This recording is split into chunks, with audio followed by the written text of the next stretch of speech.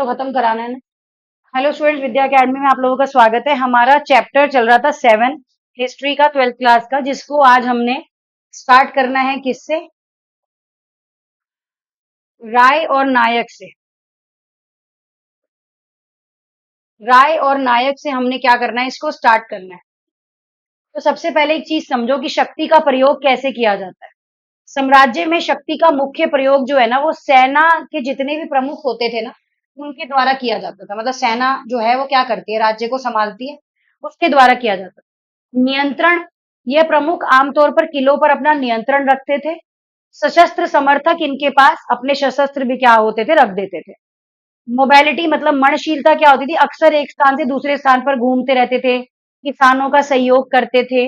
यहाँ पर जो नायक होते थे ना, वो या तो तेलुगु भाषा बोलते थे या कन्नड़ भाषा बोलते थे। विद्रोह और नियंत्रण, कई नायकों ने विजयनगर की शासक की संप्रभुता में क्या करा, आगे बढ़कर समर्थन भी करने की कोशिश करी। हालांकि वे अक्सर केंद्र के खिलाफ विद्रोह भी कर देते थे। ऐसे विद्रोह को केवल सैन्य कार्रवाई के माध्यम से ही क्या करा जाता था, वश में किया जाता। मतलब जैसे जनता इकट्ठी हो गई और उसने क्या करा, सामने वाले के अगेंस्ट में विद्रोह कर दिया। जब विद्रोह करा जब विद्रोह करा तो उसको कौन संभालेगा, सैनिक ही तो संभालेंगे। बस यही काम होता था। इस प्रणाली के कई तत्व दिल्ली सल्तनत की एकता प्रणाली के लिए भी आते थे। एकता प्रणाली के प्रतीत होते थे। जैसे कि क्या, परिभाषा, अमर नायक मुख्य रूप से सैन्य कमांडर होते थे। अमर नायक कौन होते थे? सेना का जो कमांडर है उसका नाम क्या है, अमर नायक। भूमि आवंटन, इन्हें विजयनगर के शासकों द्वारा प्रशासन के लिए विशेष क्या दिए जाते थे, भूमि क्षेत्र भी दिए जाते थे। इसके बाद अमर नायकों के कार्य की बात करें तो रेवेन्यू, राजस्व इकट्ठा करना। शिल्प कर्मियों, व्यापारियों से क्या करते थे ये लोग, कर वसूलते थे। क्या करते थे, कर वसूलते थे।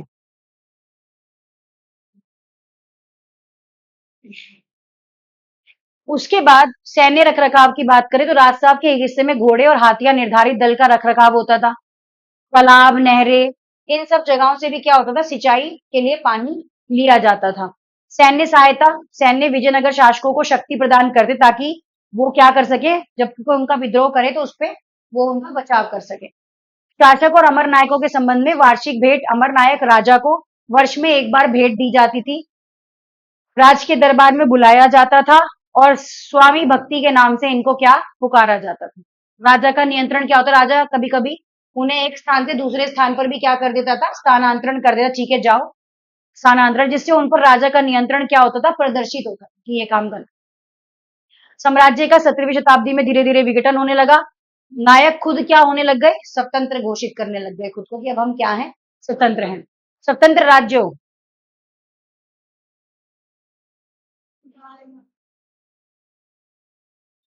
स्वतंत्र राज्यों की स्थापना, उन्होंने स्वतंत्र राज्यों की स्थापना कर ली और केंद्रीय ढांचे प्रांत, विद्रोह और स्वतंत्रता के साथ साथ राजकीय ढांचे का भी क्या होने लगा, विघटन होने लगा। मतलब जो राजा का राज है वो धीरे धीरे क्या होने लगा, खत्म होने लगा, कि मतलब राजा का राज जो है वो नहीं चाहिए।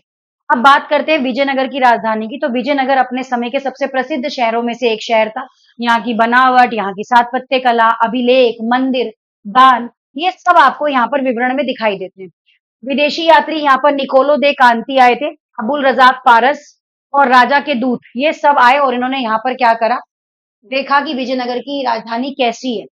रूस का व्यापारी विदेशी यात्री दुआर्ते बरबोसा, पुर्तगाल डोमिंगो पेस, फर्नांडीज पुर्तगाल सोत्र, ये सारे लोग यहाँ पर आके इन्होंने देखा कि इस राजधानी के अंदर आखिरकार ऐसा है क्या, और उन्होंने यहाँ की राजधानी की प्रथाओं को समझने की क्या करी, कोशिश करी। बहुत बड़ा था, फैला हुआ था।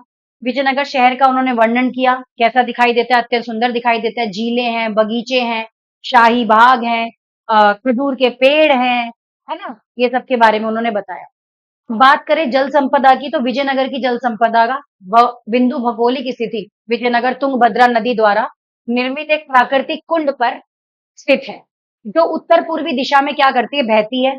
शहर के चारों ओर ग्रेनाइट की पहाड़ियां हैं, जल धाराएं हैं, जल का प्रबंधन है, पानी कहाँ से लेना है, खोज और जलाशय भी हैं, मतलब बांध बना दिए गए। राजकीय केंद्र ने क्या करा, अपने आसपास बांध बना दिए ताकि यहाँ से वो पानी का क्या कर सके, इस्तेमाल कर सके। हरिया नहर है यहाँ पर, जल संरचना के लिए सबसे महत्वपूर्ण तुंगभद्रा नदी पर भी क्या बनाया गया है, बांध बनाया गया है, और हरिया नहर भी है। धार्मिक केंद्र, शहरी शहरी केंद्र के बीच में घाटियां हैं, इस तरह से। उसके बाद किलेबंदी अथवा सड़के के मुख्य नाम अब्दुल रज्जाक 15वीं शताब्दी में फारस के शासक द्वारा कालीकट भेजा गया दूत था। विजयनगर की विशाल किलेबंदी अत्यधिक प्रभावित हुई। उसने दुर्गों की 7 पंक्तियों का उल्लेख किया। किलेबंदी की अनुबटी अनूठी विशेषता जैसे पहाड़ियां आपस में जोड़ दी, दीवारों को तकनीक से शेप काट कर मोड़ दिया ताकि सुंदर लगे, और कृषि घेरने के किलेबंदी कर दी कि यहाँ से यहाँ तक का कृषि का स्थान है, यहाँ पर क्या होगी, कृषि होगी, इस तरह से। फिर से वही है, किलेबंदी कृषि क्षेत्र। विजयनगर की तीसरी दीवारों के बीच खेत थे। विजयनगर की जो तीसरी दीवार है वहां पर क्या दिखेंगे आपको, खेत दिखेंगे, और आवास शामिल थे। तुंगभद्रा नदी से निकलने वाली एक नहर प्रणाली, झीलें थी। शहरी केंद्र, प्रवेश द्वार, रॉयल गेट्स बने हुए थे कि यहाँ से लोग अंदर आ सकते हैं, राजा अंदर यहाँ से आएंगे, देखा भी होगा तुमने, मूवीज में दिखाते भी हैं। सड़कें बनी, आने जाने के लिए मार्ग। शहरी केंद्र जाने के लिए भी क्या बनने लग गई, साक्ष्य मिलने कम थे मगर। अ, विजयनगर व्यापारियों का निवास, उत्तर पूर्वी कोने पर चीनी मिट्टी के बर्तन मिलते थे। धनी व्यापारी रहते थे। मुस्लिम रिहायशी इलाका भी वहां पर आपको देखने को क्या है, मिलेगा। मकबरे, मस्जिद, रूप हम्पी के मंदिर, मंडप। 16वीं शताब्दी पुर्तगाली यात्री बरबोसा के विवरण के अनुसार जो आम लोग थे वो छप्पर के बने घरों में रहते थे। किसमें रहते थे, छप्पर के बने घरों में। धार्मिक विविधता सर्वेक्षण से पता चलता है, कई छोटे मंदिर, पूजा स्थल थे। नागरिकों के लिए पानी की मुख्य आवश्यकताएं थी। मंदिरों में भी जलाशय की क्या की जाती थी, आपूर्ति की जाती थी। राजकीय केंद्र भी है यहाँ पर। बस्ती दक्षिणी पश्चिमी भाग में स्थित है। मंदिरों में प्रधानता 60 से अधिक मंदिर सम्मिलित है। मंदिरों को प्रक्षय देते थे, स्थापित करना चाहते थे।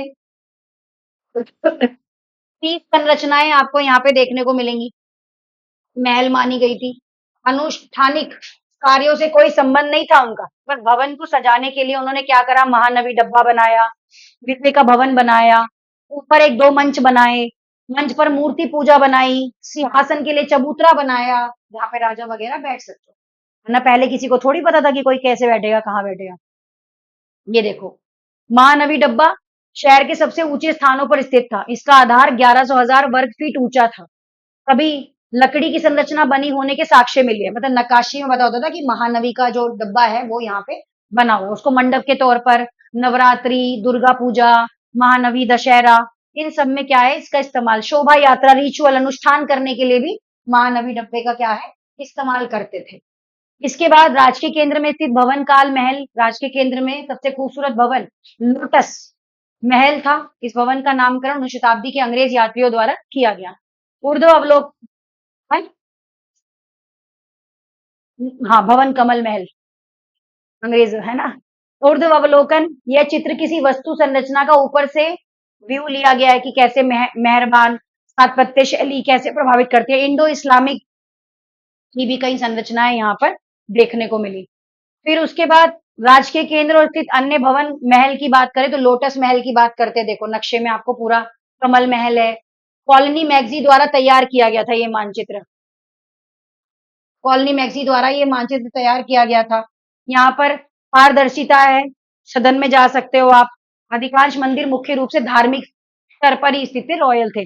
अंदर से 1000 राम मंदिर भी आपको क्या है वहां पर देखने को मिलेंगे। देखो अत्यंत सुंदर, और मंदिर 1000 राम मंदिर भी है वहां पे। विजयनगर की संरचनाएं, मंदिर का प्रयोग राजा और उनके परिवारों द्वारा किया जाता था। मंदिर का जो प्रयोग करते थे वो कौन करते थे, राजा और उनके परिवार करते थे।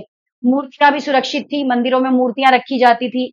आक्रमण जब होता था ना तो ऐतिहासिक संरचनाएं नष्ट हो गई थी, जिस वजह से जितना मिल पाया उसके बारे में ही क्या करा इन्होंने बताया। तो 4 टॉपिक क्लियर है, इसमें 8 है टोटल। कहो तो कल इसी को कंटिन्यू करा दूं ताकि ये निपट जाए पूरा। इसी को निपटा दो ना, 8 टॉपिक है। तो ये आज का है, तो कल हिस्ट्री ही खत्म करा दूंगी, फिर उसके बाद एक चैप्टर रह जाएगा।